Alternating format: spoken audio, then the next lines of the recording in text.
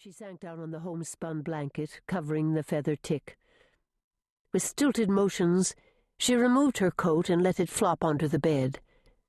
She sat, staring at the plain plaster wall. What would she do now? She wondered for the 100th time. She wrinkled her brow as she considered her limited options. She could press on to Oklahoma and claim land, as she and Rodney had planned. But she had no desire to do this on her own. And how would she take care of a homestead? Her education, well-rounded even by Boston standards, hadn't included the skills needed for planting and plowing. She could pay someone to take her to one of the larger towns nearby, where she could purchase a train ticket back to Boston. But who would welcome her? Rodney's parents had disowned him the moment he announced his intention to leave for Oklahoma.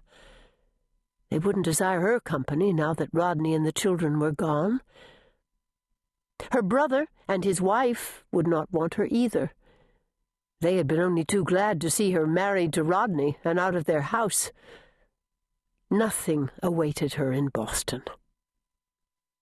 Staying here was the only choice. But staying presented a whole other set of problems. Most of the money Rodney had planned to use to start their farm remained in a hidden pocket of her reticule.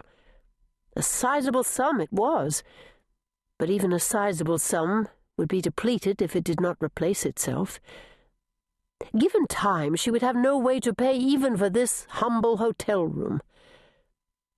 If she were to stay, she would need a means of support. But there seemed to be no opportunities available here.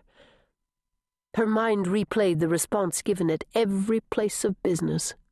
A firm "no help needed," coupled with a look of distrust. Did they sense the stench of death she carried?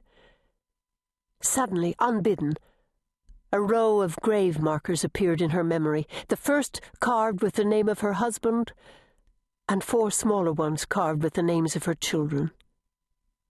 With a groan, Summer threw herself across the bed. Her nostrils filled with the musty odor of the old tick. She bent her elbow and buried her face in its curve as tears overflowed, soaking the sleeve of her dress. "Oh, God in heaven," she begged aloud, "why did you not take me too? It is surely a punishment I know I deserve, but don't leave me here alone. Let me be with my children." Sobs racked her body until blessed sleep finally claimed her. Peter Ollenberger entered the hotel lobby, sweeping the hat from his head the moment he stepped over the threshold. He unbuttoned his jacket with one hand, glad to be out of the biting wind. The good sense of sauerkraut, sausage, and potatoes greeted his nose, and the temptation to seat himself in the dining room and order a dinner was great. Swallowing, he reminded himself that Thomas and Grossmutter waited at home, with beans and salt pork boiling on the back of the stove. He turned his attention away from Martha Harms's cooking and focused instead on the hotel clerk. His boots clumped against the wooden floor as he crossed to the desk. "Guten Tag, Bernard." Bernard Harms blinked behind round-lensed spectacles. "Why, Peter, what brings you into the hotel? You have daylight hours yet to make it home."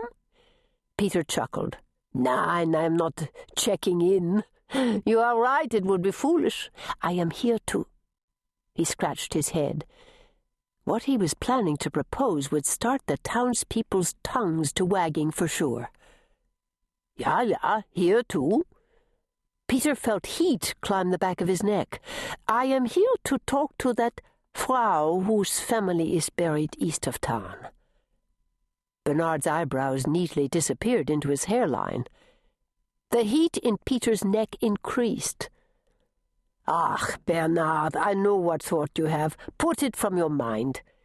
He coiled his fingers around his hat. "My son has been home since he broke his ribs. He is behind on schoolwork, and this I do not like. I cannot help